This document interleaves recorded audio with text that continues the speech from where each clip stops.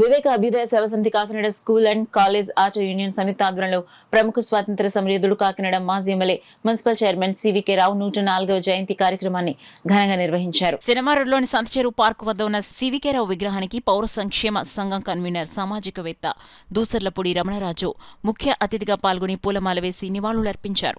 ఈ సందర్భంగా రమణరాజు మాట్లాడుతూ మున్సిపల్ కౌన్సిలర్గా, చైర్మన్గా, 3 సార్లు ఎమ్మెల్యేగా కాకినాడ నగరానికి నిస్వార్థ సేవలందించిన సివికే రావు కేంద్ర రాష్ట్ర వామపక్ష చరిత్ర పుటల్లో శాశ్వతంగా నిలిచిన చిరస్మరణీయులన్నారు.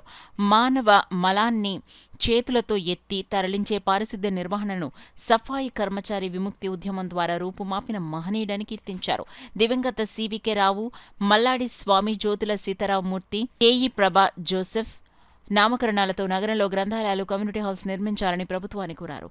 అనంతరం ఇటీవల ప్రమాదం బారిన తీవ్ర అనారోగ్యంతో ఉన్న దివ్యాంగుడు దాసరి కృష్ణకు బీచ్ రోడ్ రాజీవ్ గృహకల్ప నివాసంలో 25 కేజీల బియ్యం, 2000 నగదు, కిరాణా సరుకులను సమితి నాయకులు, యూనియన్ సభ్యులు అందించారు. పెంకే నూకరాజు, వాసంశెట్టి శ్రీధర్, పిక్కా సత్తిబాబు, శ్రీనివాస్, దుర్గాప్రసాద్, సత్తిరెడ్డి, రిటైర్డ్ హెచ్ఎం అప్పారావు, దామశెట్టి రామ్మోహన్ రావు, కొత్తపైడి రెడ్డి, పొన్నగంటి రామారావు పాల్గొన్నారు.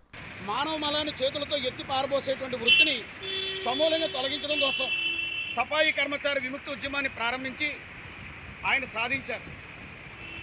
ఆయన ఉభయ తెలుగు రాష్ట్రాలను కూడా ఈ కమ్యూనిస్టు చరిత్రలో ఆయనకు సువర్ణ అధ్యాయంగా నిలిచినటువంటి మహోన్నత వ్యక్తి. ఓ రకంగా చెప్పాలంటే కమ్యూనిస్టు గాంధీగా పిలువబడినటువంటి మహానుభావుడు చిత్తజల్లి వెంకటకృష్ణారావు గారు. మరి సివికే రావు గారు కానీ, మల్లాడి స్వామి గారు కానీ, జ్యోతుల సీతారామూర్తి గారు కానీ, కేఈ ప్రభా జోసెఫ్ గారు కానీ, మరి వారు కౌన్సిలర్లుగా, చైర్మన్లుగా ఈ నగరానికి ఎంతో సేవలు అందించినటువంటి వారు. కాబట్టి వీరందరి పేర్ల మీద కాకినాడ నగరంలో గ్రంథాలయాలు, అదేవిధంగా వారి పేరు మీద కమ్యూనిటీ హాల్స్ ఏర్పాటు చేసినట్లయితే భవిష్యత్ తరాలకి వారి సేవలు గుర్తుండేటువంటి వాతావరణం ఉంటుందని ప్రభుత్వానికి, కూటమి అధినేతలకి ప్రత్యేకంగా పౌర సంక్షేమ సంఘం ఒక వినతి పత్రాన్ని పంపించడం జరుగుతూ ఉంది.